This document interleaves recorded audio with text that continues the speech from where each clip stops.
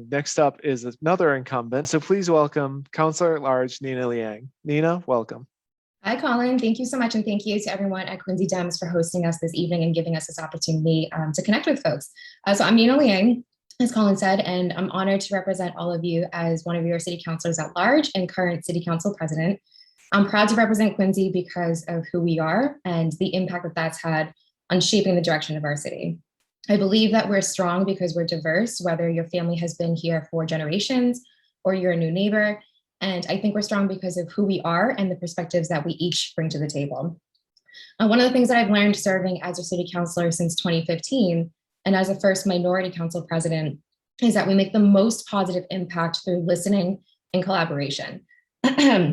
Obviously, the past 2 years have not been easy for any of us, but I feel as though as we emerge from them, I know that we'll come out better and stronger by continuing to listen and build consensus behind each decision that we make on the council. More than anything, the time has taught us the critical importance of being prepared. Each and every one of us has felt the impact of this crisis, excuse me, and so has our city. From the ability to budget and to plan to the need to support small businesses and residents, your city council has had to be flexible, open, and creative to serving you when you needed us the most. As your city council president, I knew it was important that we remain open and accessible to all of you, both remotely and in person. But even before the pandemic, this has always been my goal. By listening to you, we successfully launched and completed a language access project. Together, we confronted issues of inequity. I worked tirelessly to get all city council meetings online to ensure uninterrupted access and participation. I coordinated partnerships between the Quincy Housing Authority, community volunteers, translators, Stop and Shop, and volunteers from Speaker Mariano and Sheriff McDermott's offices to lead a multilingual vaccine clinic for the city's senior buildings. And this resulted in over 1,000 seniors getting vaccinated.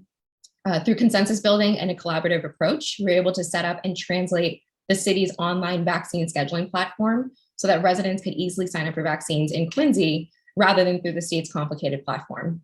But I didn't do any of this on my own. I did all of it by listening to every single one of you and bringing people to the table to work together and deliver real results.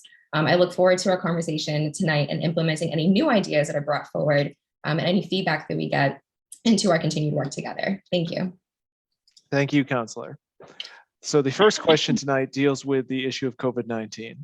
Mask mandates and vaccine mandates are being considered and implemented all over the Commonwealth.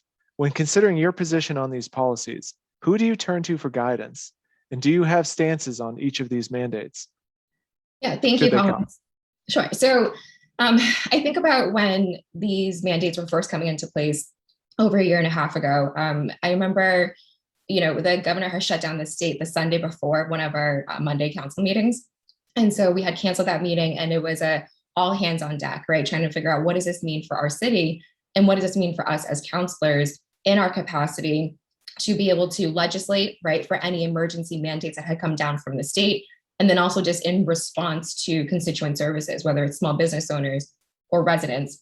And so, one of the things that had happened back then was, of course, again, this mandate on shutting everything down, making sure that only certain things were open for folks and residents to go in, such as, the grocery stores. And so we had all of those open.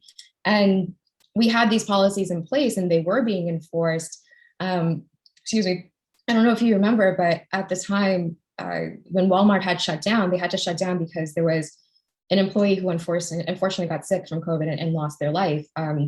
And that person was my mom's friend, unfortunately. And, in talking to her and talking to their family and just, hearing that while we had these mandates in place, they weren't being enforced or, it was a really shock to the system, right? That no matter what we did, we still had to do more to make sure that everyone was being safe. And this wasn't just the workers, it's also people who are relying on being able to get into the store and get the things that they need, right, to sustain themselves through the pandemic. And so one of the things that I did to act immediately was one of the things that we're, charged to do, which is implement policies. And so I worked with the health department, the previous health director at the time, and said, what can we do, in our capacities? Because this is a huge risk for everyone, again, whether they're employees or just residents trying to go in and shop here. What can we do, right, to respond to this horrific thing that happened? And one of the things that we were able to do was to pass and change an ordinance to essentially give the health department more sort of teeth, right, to their enforcement, so that they could go in if they were to get a phone call and report that any business wasn't following these mandates, given by the state, that the health department can go in and actually issue citations, and make sure that they were following these mandates so that both employees and residents were safe no matter where they went. So, fast forward a year and a half later, this is still our job, regardless of what happens, what kind of mandates come down from the state, whether they be in the schools or small businesses or any large business too across the city and city hall, right? It's our job to make sure that we're doing everything we can in our capacity as counselors to either update or change any mandates or policies so that we ensure that we're A, following state guidelines, but also B, ensuring everyone's safety across the board. Thank you, Counselor. Our next question: how do you plan to involve residents in your decision-making process when it comes to Quincy? This dictates my entire job, right? So I first ran for office way back in 2015 when, I don't know how many folks know this, I come from a small business background, was born and raised here in the city. My entire family, grew up within 5 blocks of each other. My grandmother raised all of us here. We own small businesses here. So we're invested, we're our entire, family and livelihood, we're all here. And regardless of all that and regardless of how involved we were in the community, I had the privilege of getting involved with a lot of different nonprofits and, volunteering my time and, helping with fundraisers and donating to, local organizations and community groups. Despite all of that, in 2015, when all that development had started happening by that company that shall not be named, right? I always joke that it's the name that shall not be named with Streetworks, but, we were one of only many small businesses, let alone residents, that were being left out of the conversation. We, again, financially, our entire family invested in this city, and we were really excited to see it move in this direction, right? And to see the possibilities that were coming down the pike. But what was really hurtful was that despite all these investments we made, very early on, before all this potential was coming down the pike, we now were being left out of the conversation, and that was really hurtful. And so that's what drove me to run for office to begin with. And it's what continues to drive my work on the city council. When I first had gotten elected, former city council president Kirsten Hughes had actually created a community engagement committee, a subcommittee of the city council for me to chair. And I was really excited for that opportunity, right? Because despite my experience, right, I'm a Germantown kid, grew up in North Quincy, again, run small businesses here. I'm only one person, and my experience just is not reflective of everyone's experience here in the city. And so as someone that represents the city as a whole, it's really important to me that regardless of its new policies that we're making or reviewing old policies, right, or making decisions and votes on things being presented to us, that it's not only my lens that's going to, make the decision for me. It's going to be engaging those around me because I need to understand how my decision is going to impact everyone across this city, regardless of, again, how long they lived here, how long they've, been in this city, whether they've been here for generations or, they're new to this city. It's important to me to understand that my vote impacts everyone in this city. And I don't take that lightly. Again, it's the whole reason I ran for office to begin with, right, is to make sure that folks are heard, that I was being heard. And so that continues to drive my work today. It's, again, the impetus behind every decision I make is that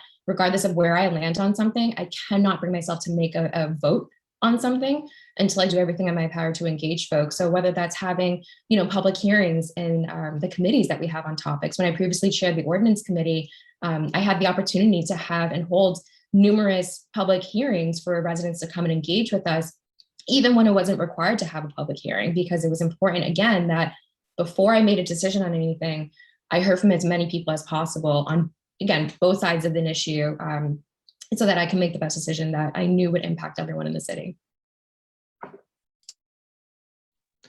Okay, thank you, Counselor.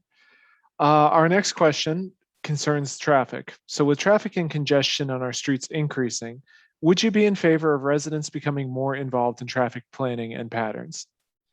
Oh, 100%. I think that we've actually had that happen to date, which is why I think the only reason we've made as much progress as we have is because we've listened to residents up until this point. So, when I first started on the city council, we didn't even have what is now called the TPAL, or the Traffic Parking Alarm and Lighting Department, right? This brand new department that got created and now has a dedicated focus on addressing traffic issues was created because of residents, right? Because of a response and listening to residents, constantly, sharing with us that they have these issues with traffic. Now, I do want to point out and clarify that, I know we talk about traffic, and I put this in quotes because, traffic covers a lot of different things, right? And I think it's important that we clarify that because folks are giving feedback in many different ways. I think folks give us feedback, and I've heard a lot of feedback from people, and it's categorized under traffic when they're talking about congestion, when they have issues getting across this city. I just moved to Wollaston recently. It still takes me sometimes 15, 20 minutes to get back to North Quincy, and it's right there, right? So we have to think about congestion when we're talking about traffic. We also have to think about speeding. TPAL has done a phenomenal job in responding to a lot of resident requests to put up some new, those little speed monitors that let folks know how fast people are going. And you can see sometimes there's people pulling up behind me when I'm going down those roads, going 25 to 30 miles an hour, and folks are right up behind me tailgating me. And I think it's important that we have now those speed monitors there to show that we do have to make sure that we're, addressing the speeding problem and quelling that. Traffic also has to do with pedestrian safety, right? A lot of folks in this city, thankfully to help cut down on congestion, right, prefer walking. We have 4 T stations in the city, 2 commuter rail lines. We do have some bus lines, albeit not all of them are reliable, but folks like to take advantage of that, which is great, right? So if we want to encourage that to, again, cut down on the congestion side of the traffic problem, we need to make sure that our sidewalks are wide enough so that it matches ADA compliance, so that multiple people can walk on, on the sidewalk in either direction. And frankly, that the crosswalks are safe, that the lighting is appropriate for folks, and that it's safe for people walking at all hours, right? Even if it's at night. So we have to address that as well. And then there's 2 others I just want to mention as well. One is parking. I hear a lot of, questions now about what we're doing to quell the issues of parking, right? There's a lot of streets here in the city that are very old and very small. Despite our efforts to improve the infrastructure, we can't widen a street, right? We can improve, the potholes, and we can improve the sidewalks, but we can't widen the street. And what I've been hearing a lot of lately is a lot of folks saying that they can't pull out of their driveways now because there's now so much parking on both sides of a road that becomes an issue. Secondarily, with parking, though, that also creates a real serious problem when it comes to safety, right? If there's, God forbid, a problem on one of these streets and there needs to be a fire truck or an ambulance that comes down these roads, how are they going to get to that house, right? And so we have to also think about what are we doing to address the parking issues here across the city. And then lastly, the bike lanes, right? We've had some new bike lanes, protected bike lanes created across this city. And that, again, I think will help to quell the congestion problem that we're seeing with traffic, right? And so when we're talking about, again, bringing residents in to address the traffic issue, I think we already have, and thank goodness we have, thank goodness, because as a result of that, we created this dedicated department, right, to address these issues, which was so desperately needed. We were able to create these dedicated bike lanes. We've now implemented, and we're years early into this massive plan to improve our infrastructure, right? And we still have such a long way to go. But I truly believe in, and I've seen this again, because in my time here on the council, I was here before we had this department and now afterwards. And the difference now with the collaboration of residents is night and day. And so what I ask in pointing out those multiple sort of areas of traffic is that if it interests anybody who's tuning in tonight, if you have an interest in, protected bike lanes or pedestrian safety or congestion or parking, that all falls under traffic. And I encourage you to please reach out to us, because whether it's us on the council or the folks in that new traffic, parking, alarm, and lighting department, our work and I think our success will only continue if we continue to bring more feedback and more people's voices in. Thank you, Councilor Liang. You have about 90 seconds left. Would you like to try another question or just do the closing statement? You know what? I know that we have the opportunity to answer more questions for everyone to see afterwards. And so I would love to be able to grab all the questions at the end and give my closing and just be respectful of time. And I want to be respectful of Councilor Mahoney's time as well, who's coming up after me. Perfect. If I can do my closing, that'd be great. Awesome. Go for it. Thanks, Colin. So I just want to, in my closing, remind people, November is 2 weeks away, believe it or not. I hate saying that out loud, but November is just 2 weeks away. And you're all going to have the opportunity on November 2nd to give a clear direction that you want to see our city move in. With my experience as your council president, as a homeowner, as a small business owner, and as a lifelong resident, I know what I want for our city to succeed. I want to see the city create and appoint a social justice and equity director so that everyone who calls Quincy home feels welcomed and supported. I want to update our city's financial policy so that we can afford our continued growth without pushing these costs onto residents as we have up until this point. I want to incentivize more green initiatives across our city, such as access to reliable public transportation, like I'd mentioned, and implement more guidelines around development, particularly with the zoning laws, so that we don't negatively impact our quality of life as we continue to grow our city. This upcoming election in 2 weeks is not just a chance for you to make your voices heard. It's an opportunity for us as your city council to show you that we are continuing to listen to you. You're electing us ultimately to make hard decisions, but you are not electing us to make these decisions without each and every single one of you. So I want all of you to know that my achievements these last 6 years have always been a reflection of your achievements as well. And I humbly ask for your vote this November 2nd so that we can continue our important work together.